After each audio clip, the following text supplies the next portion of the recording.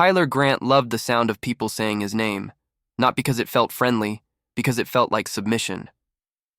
On a rainy Tuesday in Chicago, Tyler stepped out of a matte black G-Wagon and stared up at the polished glass entrance of North Shore Elite Martial Arts.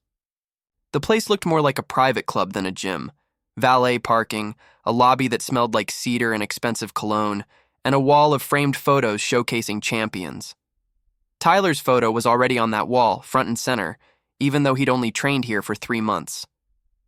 He adjusted his designer jacket as if the world needed a reminder that he was important. Inside, the front desk receptionist practically stood at attention. "Mr. Grant, welcome back." Tyler didn't respond.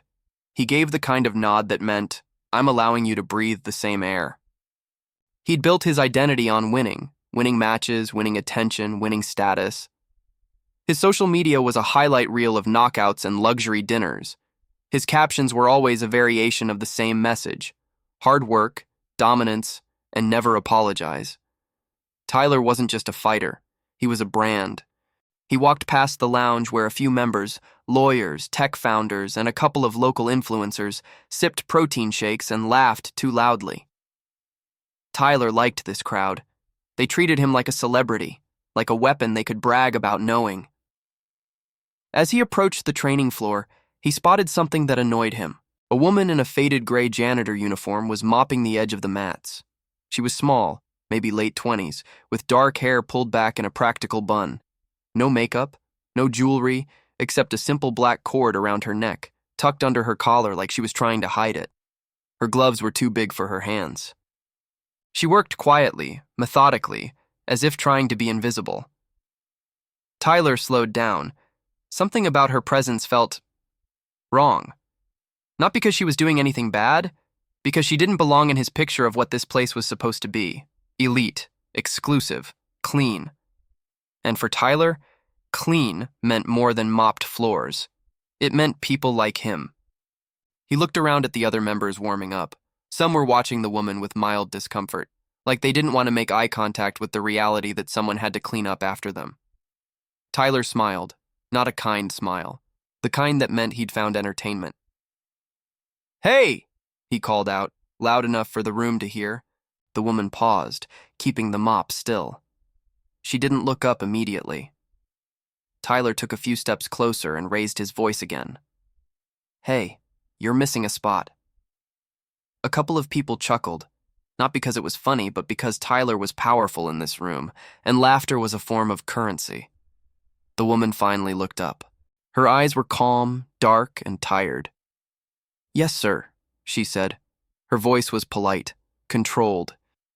Tyler's grin widened. "Do you know who I am?" The question landed like a slap. The room went quiet in that tense way where everyone pretends they're not listening. The woman blinked once. "I'm sorry, I don't." Tyler laughed. "Oh, that's cute. That's really cute. I'm Tyler Grant." He tapped his chest like it was a title. "State champion, sponsor deals. My face is literally on that wall." He pointed toward the hallway. The woman glanced in that direction, then back at him. "Okay," she said. "Just okay." Tyler didn't like that. He needed awe. He needed fear. He needed people to react the way they always did. He leaned in slightly. "You clean here, right?" "Yes," she said. "Then do me a favor," he said, voice dripping with condescension. "Try to mop like you actually care. Some of us pay real money to train here." Her hands tightened on the mop handle, but her face stayed neutral. "I understand," she replied. Tyler turned to the room, looking for an audience. Can you believe that? People like this don't even realize what an opportunity they're standing in. A man near the heavy bag laughed too hard. A woman stretching near the mirrors smiled uncomfortably. The janitor lowered her gaze and returned to mopping. Tyler should have walked away. He should have let it go. But his ego had tasted blood. He saw the black cord around her neck shift slightly as she moved. Something under her collar pressed against the fabric, like a small object. Tyler pointed at her. "What's that?" The woman froze. "What?" "Under your shirt," he said, stepping closer. You hiding something? Stealing? Her eyes flashed, not with fear, something sharper. Just a personal item, she said. Tyler scoffed. Personal item? He turned to a few members. Watch this. She probably found some rich lady's necklace in the locker room and decided it's hers now. The room shifted again, uncomfortable. The woman's cheeks tightened. She didn't speak. Tyler took another step forward. Show it. Her voice lowered. No. That single word hit Tyler like a challenge. No one told Tyler Grant no. Not sponsors, not coaches, not the women who wanted pictures with him. He smirked. Oh, we've got a tough one. You know, this is a martial arts gym. People here learn respect. He glanced at the mats. How about you step on the floor for a second and I teach you some respect? A few gasps, a few nervous laughs. The woman stared at him. You want to fight me? She asked. Tyler shrugged. Fight? No, it's not a fight. It's a lesson. A little entertainment. I'll go easy. The humiliation in his tone was deliberate, like he was stripping her dignity in public. The woman looked around the room. Every face was watching, some with curiosity, some with judgment, some with pity. Then she surprised everyone. She set the mop down, slowly, carefully, as if she was placing something fragile on the ground. And she stepped onto the mats. Tyler's eyes lit up. That's what I thought. He motioned for the gym's assistant coach, a broad-shouldered guy named Rick. Ref this, Tyler said. Just keep it safe. I don't want a lawsuit. Rick hesitated. Tyler, that's not... Tyler cut him off. It's fine. The woman stood barefoot, still in her janitor uniform. She didn't stretch. She didn't bounce. She didn't posture. Tyler couldn't stand how calm she was. He started circling her, hands up, showing off for the onlookers. Don't worry, he said loudly. I'll make this quick. Then you can go back to, what is it you do? Mopping other people's sweat? The woman's eyes stayed locked on his. Rick raised a hand. Okay, light contact, no headshots. Ready? Tyler nodded. The woman nodded. Go. Tyler launched first, not because he needed to, but because he needed to be the aggressor. He threw a quick jab, not meant to land hard, just meant to intimidate. The woman shifted her head an inch. The punch missed. Tyler followed with a low kick. She lifted her leg at the perfect angle, checking it like someone who had done it 1,000 times. The impact echoed. Tyler's shin stung. His smile faltered. He tried again, faster. Jab, cross. She slipped both, moving like water. The room went silent, not because people were bored, because something felt off. Tyler finally committed. He stepped in and tried to clinch her, planning to toss her lightly, make it look controlled. But as his arms wrapped around her shoulders, she turned her hips, clean, effortless. And suddenly Tyler's balance vanished. In one smooth motion, she executed a throw. Tyler hit the mat, hard. The sound was sharp. The air left his lungs. For half a second, nobody moved. Then someone whispered, "What the?" Tyler pushed up, face red. That was lucky, he snapped. The woman didn't respond. Tyler charged again, anger replacing arrogance. He threw a heavy right.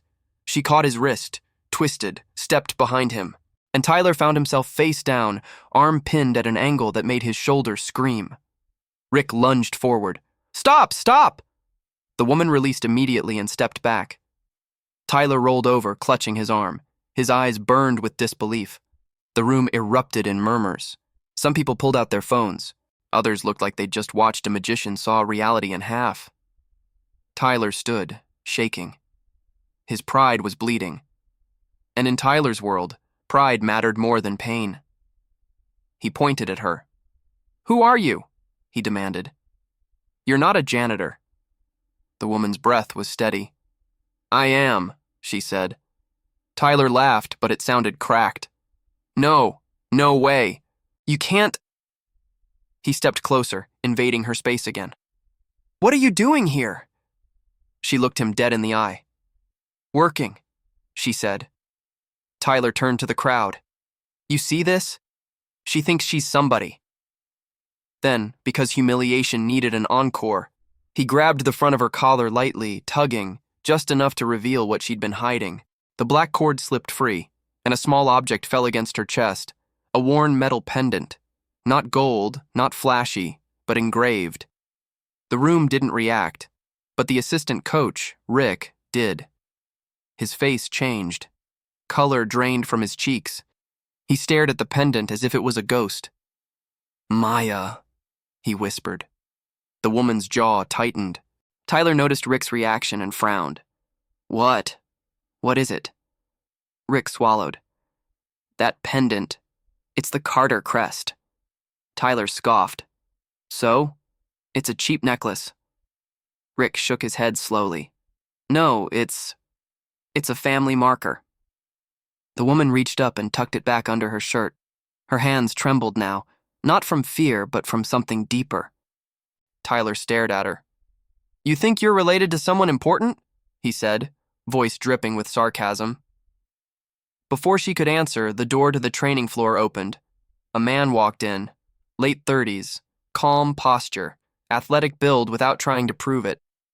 He wore a simple black hoodie with the gym's logo embroidered in white.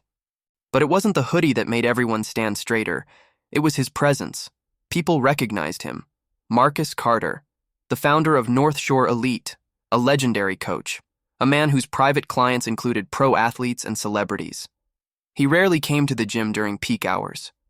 Yet here he was. His eyes scanned the room. And when they landed on Maya, something in his expression shifted. Concern, protectiveness, and a quiet fury. Maya, he said, voice low. The woman swallowed. Marcus, she replied. Tyler froze. He looked from Marcus to Maya, then back again. No, Tyler said, almost laughing. No way. Marcus walked closer, slow and controlled. What happened? He asked Maya. Maya hesitated. Tyler jumped in. Nothing happened. She stepped on the mat. I was just showing her a few things. Marcus's eyes narrowed. You were showing her? Tyler tried to regain control.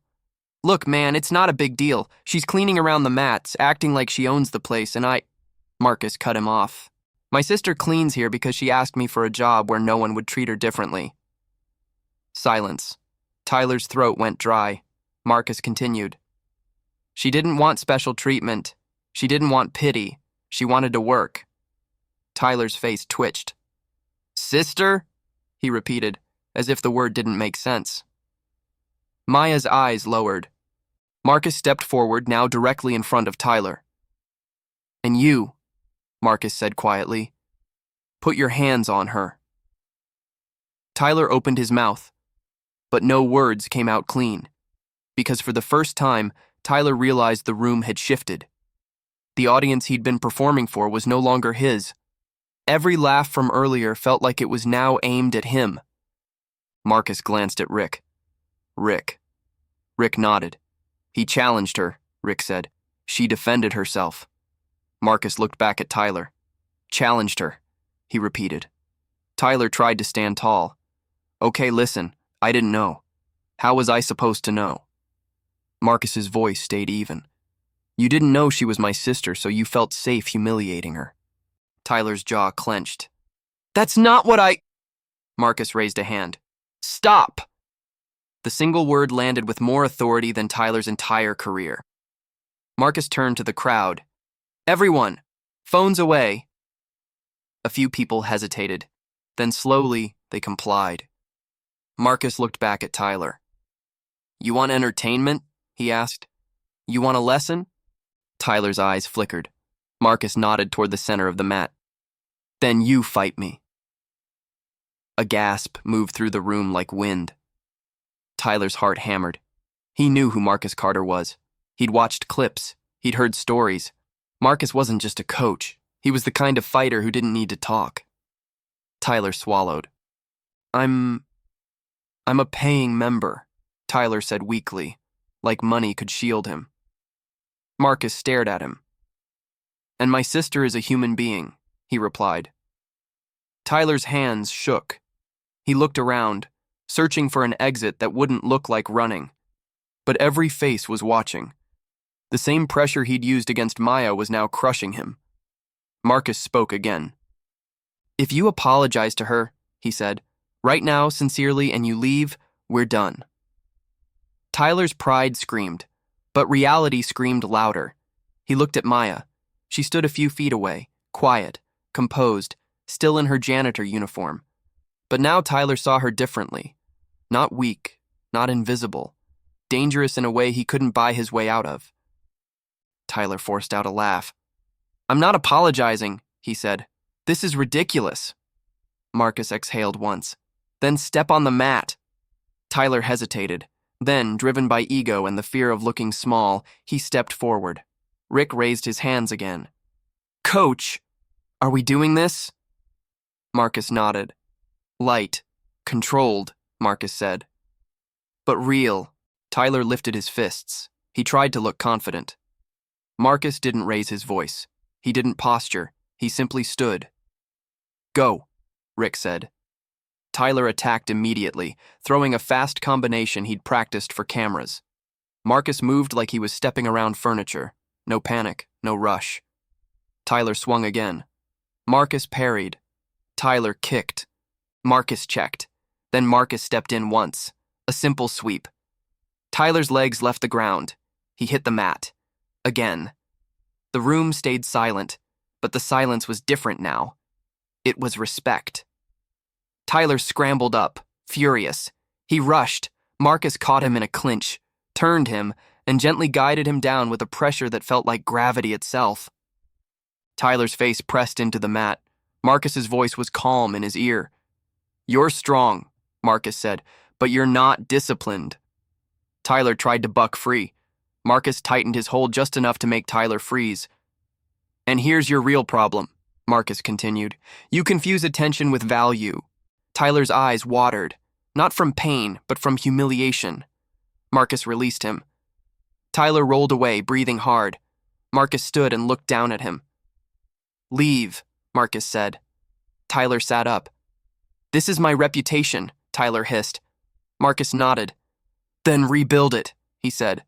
"The right way."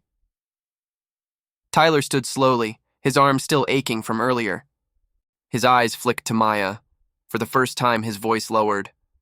"I didn't know," he said. Maya answered softly. "You didn't need to know," she said. "You just needed to be decent." Those words hit harder than any throw. Tyler looked around. No one was laughing now. No one was impressed by him. He grabbed his bag and walked out. The door closed behind him. For a moment, nobody spoke. Then Marcus turned to Maya. "You okay?" he asked. Maya nodded, but her eyes glistened. "I'm fine," she said. I hate being seen like that." Marcus's expression softened. "You weren't seen like that," he said. "You were seen as who you are." Maya looked down. "I didn't want people to know," she admitted. Marcus nodded. "I know, but hiding doesn't protect you from cruel people. It just gives them space to imagine you're less." Maya swallowed. Marcus turned to the group. "Class," he said, voice steady. "Before we train, we're going to talk." People sat along the edge of the mats, some still shaken.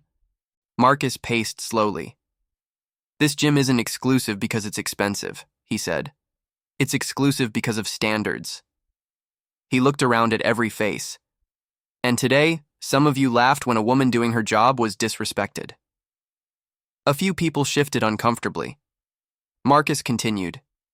"If you can't respect the person cleaning your sweat off the floor, you don't deserve to train here." Silence. Maya stood quietly by the mop. Her hands were steady again. Marcus walked over to her. He picked up the mop himself. The room stiffened. Marcus began mopping the edge of the mat where Tyler had fallen. Slowly, deliberately. Then he looked at the members. "This is what humility looks like," he said. "Not a quote on a wall, not a caption, not a trophy." He handed the mop back to Maya gently. Maya's eyes filled. "Marcus." He shook his head. "Don't," he said. "You earned your place here. You always have. That night, after the gym emptied, Maya stayed behind to finish her work. The building was quiet. The rain had stopped. Marcus sat on the edge of the mats while she cleaned, not because she needed help, but because he didn't want her to feel alone. Maya finally spoke. "You think he'll come back?" she asked. Marcus shrugged. "Maybe," he said, "but if he does, he'll come back different. Or he won't last." Maya nodded. Marcus looked toward the wall of champions. "You know what bothers me?" he said. "What?" "That people think strength is loud," Marcus replied. "Real strength is quiet. It's how you treat someone when no one can punish you." Maya exhaled, and today he thought no one could. Marcus nodded. "Until he met you." Maya gave a small, tired smile. "I didn't want to fight," she admitted. "I know," Marcus said, "but you didn't start it. You ended it." The next week, something unexpected happened. Tyler returned. No G-Wagon, no designer jacket, just sweatpants and a plain hoodie. He walked into the gym like a man entering a courtroom. The front desk receptionist looked surprised. Tyler didn't ask for attention. He didn't even look at the wall. He went straight to Maya, who was wiping down the benches. Maya stiffened. Tyler stopped at a respectful distance. His voice was quiet. "I owe you an apology," he said. Maya looked up. Her eyes were cautious. Tyler swallowed. "I treated you like you were less than me," he continued. "And I did it because I thought I could. Because I thought everyone would clap for me." He looked down. "I was wrong." Maya didn't speak right away. Tyler added, "I'm sorry." Maya's expression softened slightly. "Thank you," she said. "But don't apologize to me like I'm a secret boss's sister. Apologize like I'm just a person." Tyler nodded. "I'm sorry," he repeated, firmer. "To you, Maya." Marcus watched from the office doorway. He didn't smile. He didn't approve out loud. He simply observed. Maya nodded once. "Okay," she said. Tyler turned toward Marcus. "I know I'm not entitled to anything here," he said, "but if you'll let me stay, I want to actually learn." Marcus stepped forward. "You will," he said, "if you start from zero. No special treatment, no VIP, no cameras." Tyler nodded. "Deal." From that day on, Tyler trained differently. He cleaned up his own area. He thanked the front desk. He stopped talking over people. And when he saw Maya working, he didn't look through her. He saw her. Weeks later, a new photo went up on the wall. Not of Tyler, not of Marcus. A simple framed statement. Respect isn't earned by winning. It's proven by how you treat the unseen. And Maya, the janitor everyone underestimated, kept cleaning the mats the same way she always had. Quietly, methodically. But the gym never looked at her the same again. Because the mind-blowing truth wasn't that she could fight. It was that she never needed to prove she mattered. She always did. Moral of the story: the way you treat someone with less power says more about you than any title you hold. Because one day, the person you dismiss may be the one who reveals who you really are, and who you still have a chance to become.